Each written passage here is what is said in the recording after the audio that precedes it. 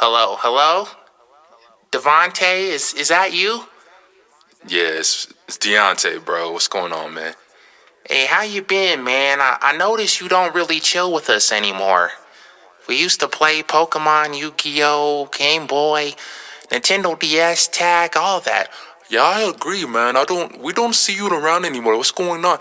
Yeah, man, you just used to be the class clown, making everyone laugh. And I mean, shouldn't you be playing basketball or going to college? Mines, Colorado School of Mines, yeah, or CU or something. Didn't you say you don't smoke weed or drink? But yet I heard you say that in a couple of your songs, and you're different now, man. What's been going on? Who are you? Well, first off, nice to see you too. You know, hopefully you guys are doing good. Second, let's start from scratch. So let's start with my insecurities. So, as you know, I've had a father mostly raised me growing up. I was with my mother for a bit throughout elementary school. So my pops saved me on that. He's not perfect, but, without him, I wouldn't be the man I am today. So, I definitely would say that I was a class clown to cover a lot of the pain I had growing up. I wanted people's approval. I wasn't confident in my height or my feet or anything like that. I cried all the time. I just had a smile on my face and, I wasn't clean. I got bullied, but I did bullying too. I've had my share and I did all that to cover up from all the pain and all that. So, that was that. And to move on to your next point, I found myself being in the middle of multiple groups. So, I'd say I'm a nerd. Yes, I'm African American. I am a jock. The problem with all that is it's labels. I felt like, sometimes I'd be a nerd, but I'm not fully a nerd. I can't, you know, gallop around the cafeteria with the tail on my butt. You know what I'm saying? No disrespect if you do that, you do that and you be confident with it, but I couldn't do that. And I'm not considered a super jock because I wasn't buff or anything like that, skinny in high school. I can't say I was, hood or anything like that. And that's where, I love my own people, but I felt judged with that too, just because, you don't talk black, you talk more intelligent and you get turned down for that because I didn't know I couldn't do the dances and I wasn't doing drugs and all that type of stuff, or gang banging. And again, no disrespect if you're into that life, I just don't feel you should discount somebody just because they don't do the same thing. At the end of the day, I love all my brothers and sisters, no matter the color. So that moves me to the addiction. So yeah, I did wait until I was 21 to both drink and smoke. Yeah, it's something to be proud of, quote unquote. But I had another addiction I was hiding, which was pornography. And that's not the only thing. Like I said, what I'm fighting for these days is escapism, period. So, my escapism was video games, pornography, food, or not eating food. I had different ways to get away from the pain. And I often had a certain stand against people that already were drinking before 21.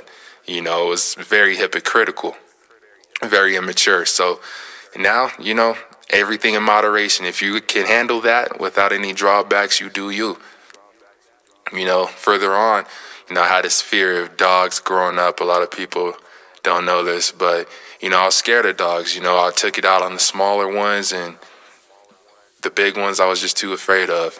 Don't know what happened exactly, but, I took it out on the small ones, locked one in the closet, was kicking it due to that immaturity or whatnot. And, with my ex, if you know who that is, we had a dog, and due to my immaturity and my fear of dogs, I took a lot of things out on them, throwing them around and hitting them, and things that I shouldn't have done that, it's hard to forgive myself for. But it's understandable why I did it due to immaturity and all that, but at the same time, it doesn't make it right. So since then, I have stayed with multiple roommates and people that have had dogs. And, I have been less afraid of them growing up, and I've learned to have more patience with them. Note, I'm not an animal abuser just because, that hasn't happened to any other animal besides dogs. So I'd like to say my fear is accurate. Even my current neighbor has a big dog, a real big one, and I found myself, scared a little bit. But, just embracing that and just welcoming it and understand, I don't have control per se over anything but myself, and I can control how I act and how I do and respond towards certain things. So that's been a growing area for me. Moving on that, heartbreak and friendships, I've failed at a lot of relationships because of my immaturity and because of my mommy issues, not having a mom be there in a strong fashion. I don't judge her, but that allowed me to look to women for nurturing. And they're not there for that. Like, that's a part of what a woman is, but she's not supposed to be my mom. She's supposed to be a teammate, and, we move forward together. So, I get into the details of each relationship, into my music, but, that's the gist of why they failed. And to whoever I hurt, I apologize about that. And I hope that at least you took value and I made you stronger somehow. Wish the best for you. And, friendships, especially my last relationship, it's allowed me to look in the mirror and fix a lot of things that have happened. And, it starts with you at the end of the day. So I had to fix myself in order to look at all my relationships and make them better. So I am resolved now. I'm not perfect. I'm not going to be. I'm still growing, but that's what this whole tape's about. That's what I'm moving forward. I'm the doctor of myself. I'm not the doctor of anyone else unless you want me to be. But I'm the doctor of myself, and that's that's the power of my name. It's fixing myself and allowing that to help others to grow. So that's what this is about. And if I am who I am, if that offends you, if you don't like that, that's okay. At least respect that, and hopefully you could take something from me. Let's move on.